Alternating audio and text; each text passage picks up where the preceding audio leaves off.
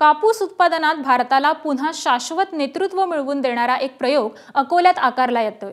सघन कापूस लागवड पद्धत असं या नव्या प्रयोगाचं नाव आहे।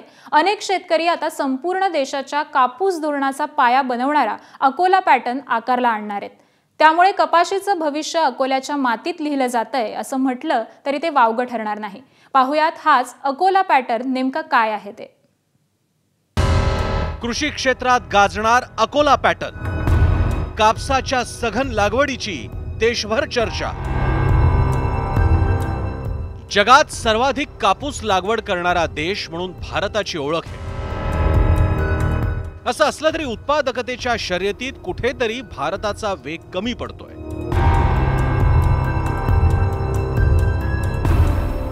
पण हीच उत्पादकतेची गती वाढवण्यासाठी अकोल्याच्या शेतकऱ्यानं नवा प्रयोग केला।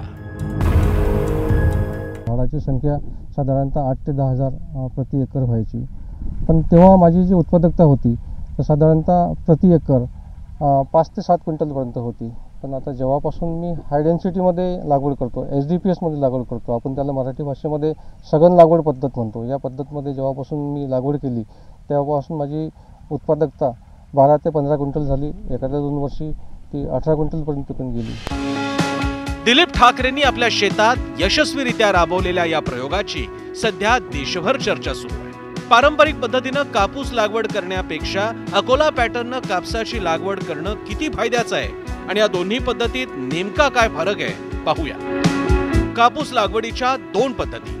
सघन पद्धत 20 बाय 20 सेंटीमीटर अंतरावर झाडांची लागवड, एकरी 29 ते 40 हजार झाडं, उभट वाढ, बुटके, कमी अंतरात बोंड असलेल्या बाणाची निवड, एकरी 15 ते 18 क्विंटल उत्पादन। पारंपरिक पद्धत 6 ते 7 हजार झाडं एकरी, 4 ते 5 क्विंटल सरासरी उत्पादन, पावसावर आधारित उत्पादन। आपले कृषी मंत्री, आपलं सरकार, महाराष्ट्राचं हे सुद्धा यामध्ये अग्रेसिव्ह आहे।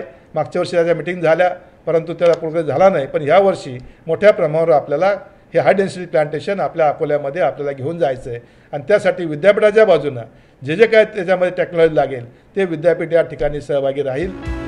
याच कापूस लागवडीच्या अकोला पॅटर्नला केंद्रीय वस्त्रोद्योग मंत्री गिरिराज सिंह यांनीही मोठं बळ दिलंय।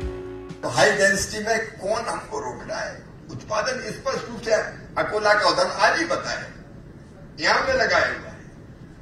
हम हाई डेंसिटी पे जाएंगे, उसके परिणाम मिले हैं और इसके लिए उपयुक्त किस्में तो जितनी जरूरी है एग्रो क्लाइमेटिक जोन के हिसाब से, और उसमें लगातार रिसर्च चलता रहता है क्योंकि उन्नत से और उन्नत, वो तो समय के साथ साथ हमको क्लाइमेट रेजिस्टेंट और बाकी चीजें करती रहनी पड़ेगी, लेकिन फोकस भी करके कुछ किस्मों का हम तेजी से विकास करेंगे।